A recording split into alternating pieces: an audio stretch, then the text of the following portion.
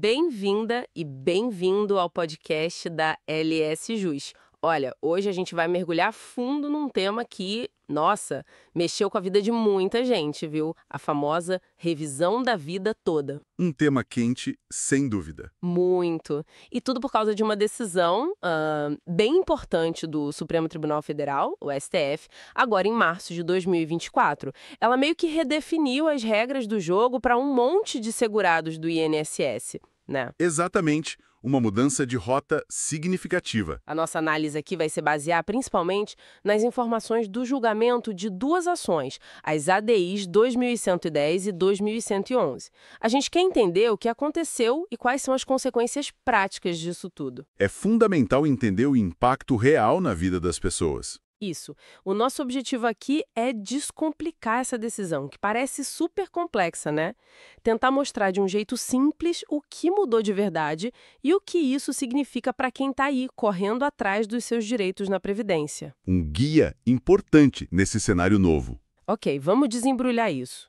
Para começar do começo mesmo, o que era, afinal, essa tal de revisão da vida toda? Bom, a ideia era, basicamente, permitir que o segurado usasse todas as contribuições que ele fez para o INSS na hora de calcular a aposentadoria. Todas mesmo, incluindo aquelas bem antigas, antes de julho de 94, do Plano Real? Sim, exatamente essas.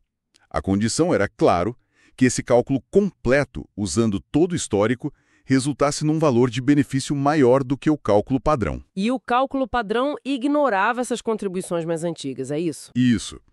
A regra geral, principalmente a regra de transição da Lei 9.876 de 99, mandava usar só as contribuições a partir de julho de 1994. Isso podia prejudicar quem teve salários melhores antes dessa data. Entendi. Quer dizer, a pessoa contribuiu a vida toda, mas uma parte importante ficava de fora do cálculo. Exato.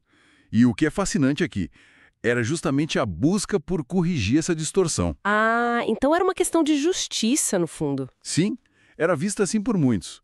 Pessoas que, por exemplo, tiveram ótimos salários nos anos 80, início dos 90, e depois talvez tiveram salários menores, acabavam com uma aposentadoria que não refletia todo o esforço contributivo delas, sabe? Nossa, faz todo sentido. Buscava-se, então, uma maior justiça social, né? Alinhar o benefício com a história completa de contribuição da pessoa. Precisamente. Era uma tese que ganhou muita força nos tribunais, inclusive no STJ, antes de chegar ao Supremo. Certo? E aí? Chegamos ao ponto crucial, março de 2024. Aqui é onde fica realmente interessante. O que o STF decidiu exatamente ao julgar aquelas ADIs, a 2110 e a 2111? Bom, o STF analisou a constitucionalidade daquela regra de transição. O artigo 3º da Lei 9.876/99. E a decisão foi: a regra é constitucional. Ok, constitucional. Mas o que isso implica na prática? Implica que a regra, como está escrita na lei, deve ser seguida. E o ponto-chave que mudou tudo foi que o STF disse que a aplicação dessa regra é obrigatória. Obrigatória? Como assim? Quer dizer que não há mais espaço para o segurado escolher uma forma de cálculo diferente, mesmo que ele consiga provar que outra forma seria mais vantajosa usando todo o período de contribuições. Ah, então aquela brecha que permitia pedir a revisão usando todas as contribuições? Foi fechada pelo STF nessa decisão. A regra da lei, que considera só a partir de julho de 94, ou da primeira contribuição, se posterior, tem que ser aplicada e ponto final. Não dá para optar pela regra permanente, que consideraria tudo, se a pessoa caiu na regra de transição. Entendi. Então, basicamente, a tese da revisão da vida toda, do jeito que a gente conhecia e que vinha sendo usada para pedir o recálculo, Foi essencialmente invalidada para novos pedidos ou para processos que ainda não tinham uma decisão final favorável. O STF disse que a lei é essa e tem que ser cumprida. caramba, isso muda tudo para quem estava com processo na justiça ou pensando em entrar, né? Muda completamente o cenário. Uma reviravolta grande em relação ao que o próprio STF tinha decidido antes sobre o mérito da revisão em si, no tema 1102. É verdade, tinha uma decisão anterior favorável, né? Que confusão. Exato. O STF tinha reconhecido o direito à revisão no tema 1102, mas agora, ao julgar a constitucionalidade da lei nas ADIs, ele disse que a regra da lei é obrigatória, o que na prática impede a aplicação daquela tese da revisão na maioria dos casos. Mas espera aí, e quem já tinha conseguido ganhar na justiça? Quem já tinha uma decisão dizendo sim, você tem direito à revisão da vida toda? Essas pessoas perdem o direito? Ótima pergunta. E aí entra a tal da modulação dos efeitos que o STF aplicou. Modulação de efeitos, o que é isso exatamente? É uma ferramenta que o Supremo usa para dizer a partir de quando uma decisão começa a valer ou para quem ela se aplica de forma diferente, geralmente para proteger situações já consolidadas ou a segurança jurídica. Ah, entendi.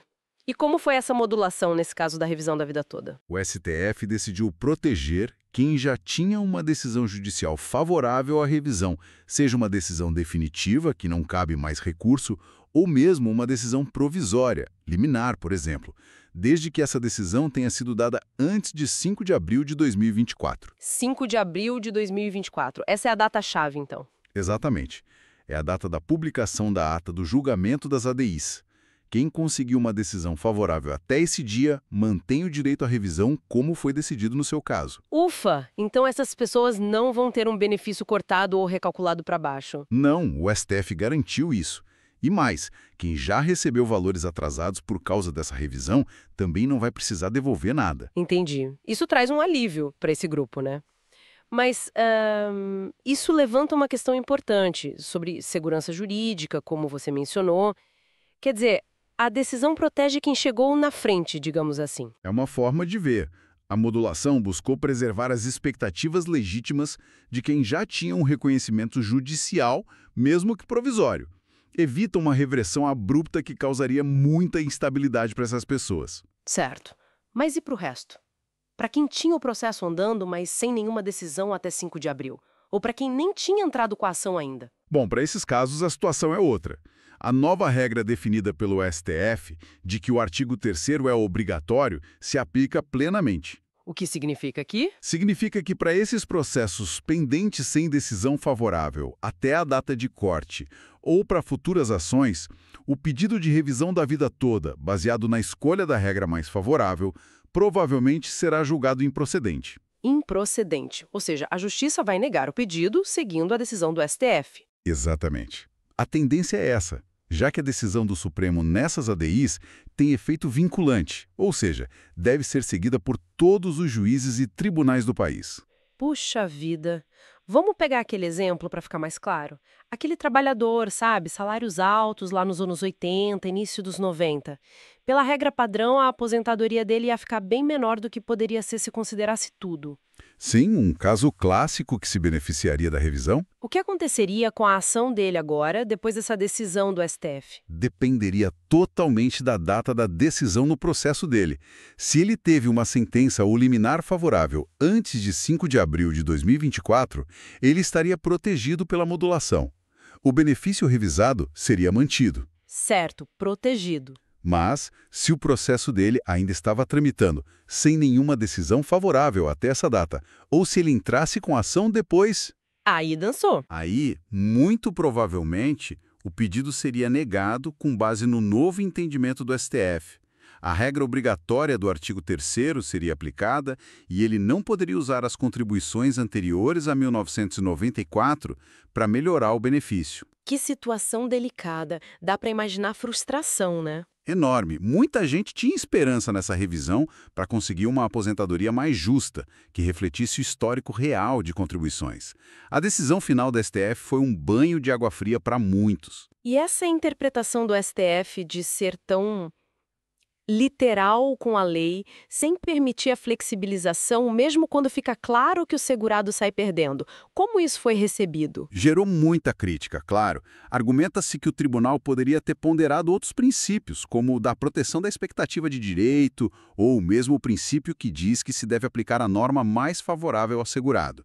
Mas a decisão foi pela aplicação estrita da regra de transição. O STF basicamente disse que não cabe ao segurado escolher a regra de cálculo, mesmo que constitucionalmente parecesse fazer sentido, né? Isso. O tribunal reforçou que a opção pela regra mais vantajosa só existe se a própria lei previdenciária der essa opção explicitamente. Nesse caso, a Lei 9.876/99 não dava essa escolha para quem caía na regra de transição do artigo 3º. Entendi.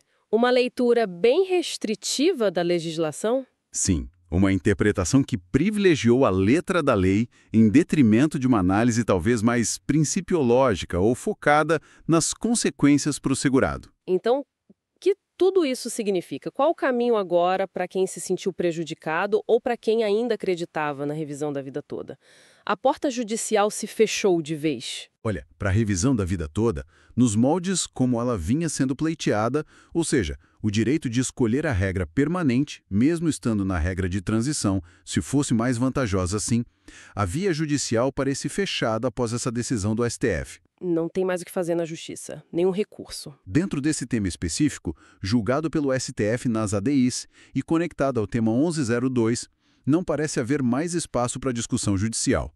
A decisão do Supremo é final nesse ponto. Certo. Então, se a justiça não é mais o caminho, o que resta? Cruzar os braços? Não necessariamente.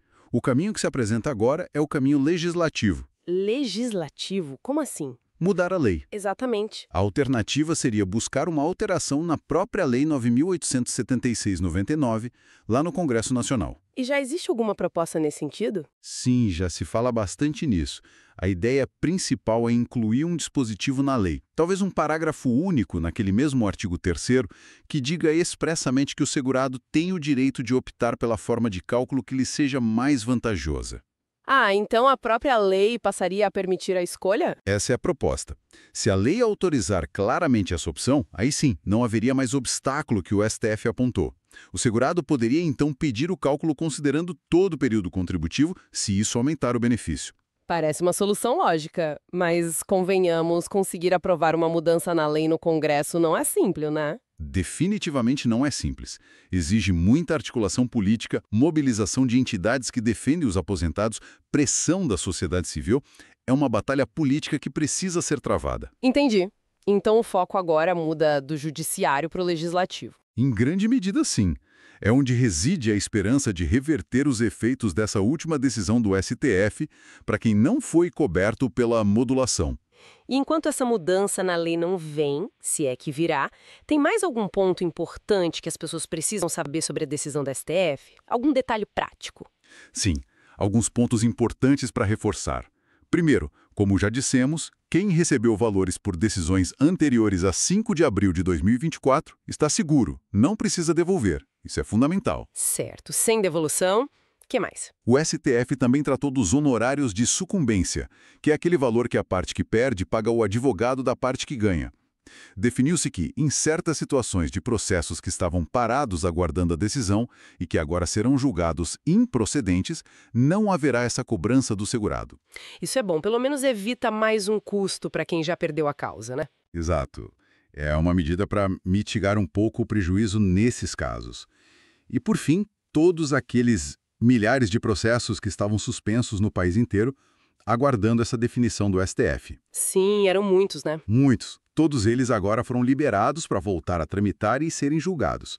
Só que, claro, serão julgados já sob a nova orientação do Supremo. Ou seja, a maioria provavelmente vai ser negada, exceto os casos protegidos pela modulação. Essa é a consequência direta. Ok? Então, para a gente amarrar as pontas, a decisão final da STF sobre o tema 1102, ao julgar as ADIs... Ponto é vinculante. Isso é crucial.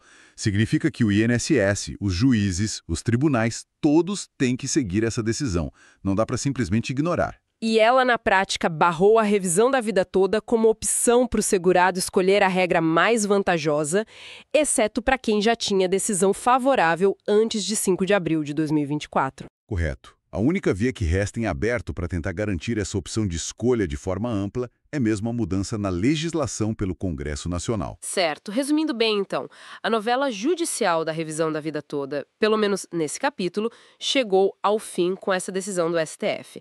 Ela preservou direitos de quem já tinha decisão favorável até a data limite, mas fechou a porta para a maioria dos outros casos na via judicial. Um resumo preciso. E agora, o foco se desloca para a arena política. para a possibilidade de uma alteração legislativa. Diante desse cenário todo, que ficou bem mais complexo, qual a sua recomendação para quem tinha uma ação andando ou para quem ainda tem dúvidas se poderia ter direito a alguma coisa? Olha, a recomendação fundamental é: procure um advogado ou advogada especialista em direito previdenciário. Alguém de sua confiança. Por quê? O que esse profissional pode fazer? Ele vai poder analisar o caso concreto, sabe? Verificar a data exata em que a pessoa se aposentou, se já havia processo, qual a fase desse processo, se houve alguma decisão antes de 5 de abril de 2024. Cada detalhe importa agora. E com base nisso, ele pode orientar se ainda há algo a fazer, se o caso está encerrado ou quais são os próximos passos, né? Exatamente.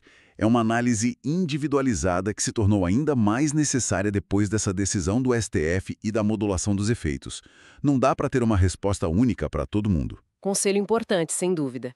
É essencial ter essa orientação profissional para entender a própria situação. Com certeza. Bom, fica então a reflexão, né? Como a gente consegue equilibrar dentro do nosso sistema previdenciário a necessidade de ter regras claras, previsíveis para todo mundo, com a busca por justiça em cada caso individual, que às vezes parece pedir uma solução diferente. É um desafio constante. Um desafio enorme e permanente no direito previdenciário. Agradecemos muito a sua companhia nesta análise aqui na LS Jus. Esperamos ter ajudado a clarear um pouco esse tema tão importante. Foi um prazer contribuir. E continue acompanhando os próximos vídeos e conteúdos da LS Jus para ficar sempre por dentro das informações sobre os seus direitos. Até a próxima! Até a próxima.